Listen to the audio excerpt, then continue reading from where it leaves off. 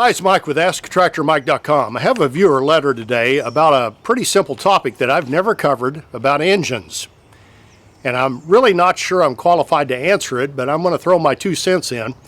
And then I'm going to invite you, if you've had experience with this topic, and basically it's turbocharged versus non-turbocharged engines. If you've had experience, put it in the comments down below. We'll make this kind of a forum. But my question today comes from Hugh.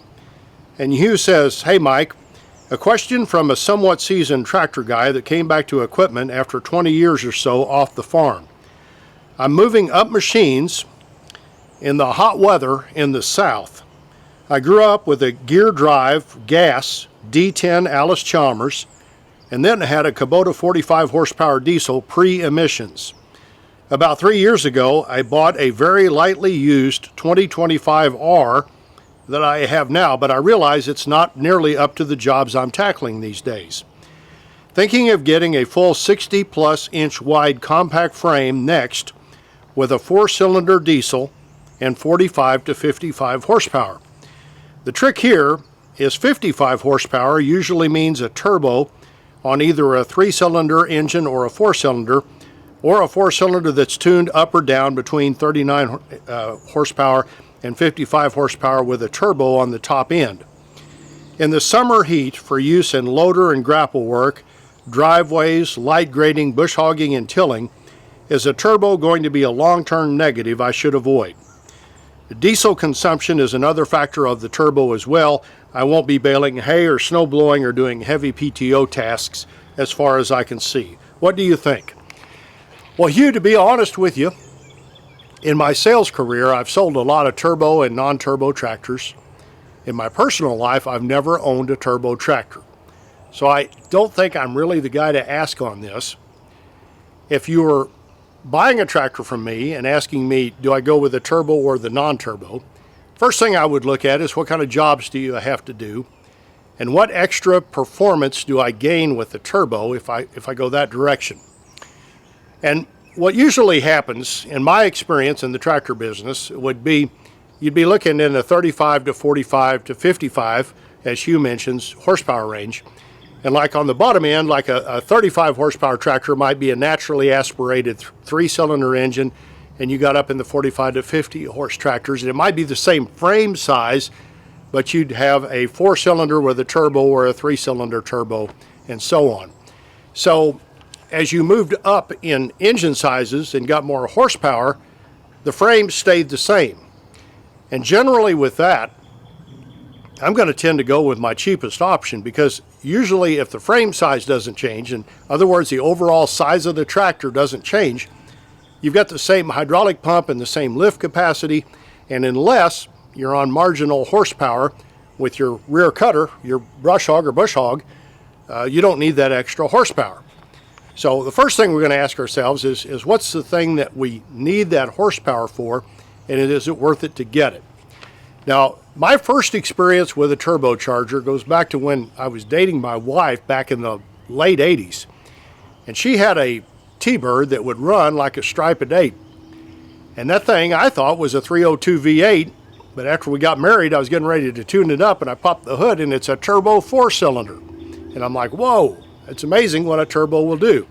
And of course, most of you know what a turbo does. It uses exhaust gas passing through a turbine to drive and pressurize gas going into the injection system on the other side. So you've got gas pushing out, driving the turbine, pushing gas in on the intake side. So you have a little bit of lag in a car, but on a tractor you just get that extra horsepower, and you also get better fuel economy.